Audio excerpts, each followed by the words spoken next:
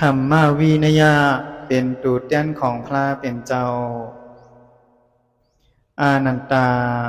ต่างวนจังมีในซื่อสู่ต่างหลายนังในว่า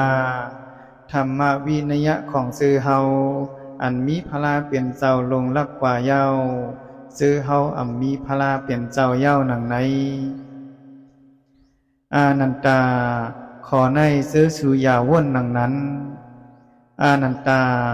ธรรมะกอหลีวินัยกอหลีอันเฮาไลฮ้อเนเย้า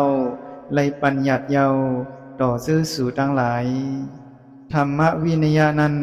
เตเป็นพระของซื่อสู่ทั้งหลายโดยการลงลับกว่าของเฮาอานันตาในกาลยามในกอหลีในการลงลับกว่าของเฮากอหลีเผาก็เย้า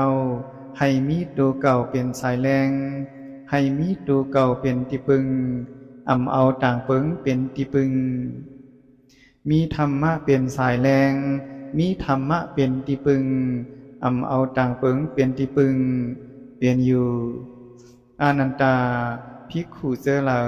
เป็นผู้ตื้อกรรมในสิกขาภิกขุเจอนั้นเป็นผู้อยู่ในสถานะอันต้นสุดแลอานันตาลองขาดส่วนของกัลยาณวัตรในมีในกับปานปุรุษเหลาปุรุษนั้นชื่อว่าเป็นปุรุษก็ลึกสุดของปุรุษทั้งหลายเฮาย้อนกล่าวต่อซื่อสู่ทั้งหลายนังในว่าอย่าเป็นปุรุษก็ลึกสุดของเฮาแล